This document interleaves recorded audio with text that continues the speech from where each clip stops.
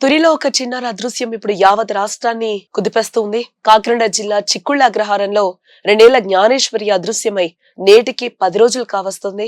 ఆ 10 నిమిషాల వ్యవధిలో అసలేం జరిగింది, ఎటెళ్ళింది, ఆ పసిబిడ్డ ఎక్కడుంది అన్న ప్రశ్నలు ఇప్పుడు $1,000,000 ప్రశ్నలుగా కూడా మారాయి. తల్లిదండ్రులు కన్నీరు మున్నీరవుతుండగా అటు పోలీసులు, అటవీ శాఖ, NDRF బృందాలు కూడా గాలింపు చర్యలు ముమ్మరంగా చేస్తూనే ఉన్నాయి. ఈ నెల 6న మధ్యాహ్నం ఆ చిన్నారి తన తండ్రి కోసం తోట వైపు వెళ్ళింది.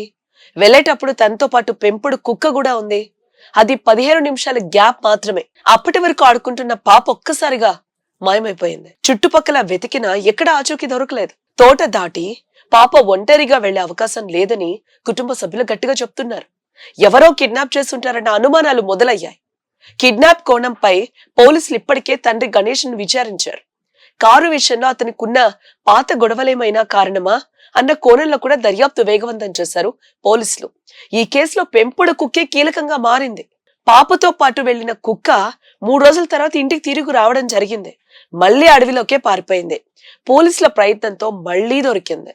పాపను వెతికేందుకు దాని మెడకు GPS ట్రాకర్ ఏదైతే ఉందో దాన్ని కట్టి పంపించారు. కానీ ఊహించని విధంగా ఆ శునకం శనివారం కన్నుమూసింది. దాంతో కీలకమైన ఆధారాన్ని కోల్పోయామని పోలీసులు భావిస్తున్నారు. కుక్కకు పోస్ట్ మార్టం నిర్వహించి అసలు అది ఎలా చనిపోయిందనే రిపోర్ట్ కోసం వేచి చూస్తున్నారు. డిప్యూటీ సీఎం పవన్ కళ్యాణ్ స్వయంగా రంగంలోకి దిగారు. జిల్లా ఎస్పీతో మాట్లాడి NDRF బలగాలను, అటవీ శాఖ నైట్ వాచర్లను, నిపుణులను రంగంలోకి దించాలని ఆదేశించారు. దాదాపుగా 400 మందికి పైగా సిబ్బంది వందల ఎకరాల పామాయిల్ తోటల్లో, నల్లకొండ కొండ ప్రాంతాల్లో జల్లెడబడుతున్నారు. 38 సీసీ కెమెరాలను ఇప్పటికే పరిశీలించారు. అయినా పాప జాడ మాత్రం చిక్కటం లేదు. అసలు ఆ 15 నిమిషాల సమయంలో ఎవరు పాపం చూశారు? పాపారావు అనే వ్యక్తి తోట బయట పాపం చూశానని చెప్పిన విషయాన్ని కుటుంబీకులు ఎందుకు కొట్టిపారేస్తున్నారు?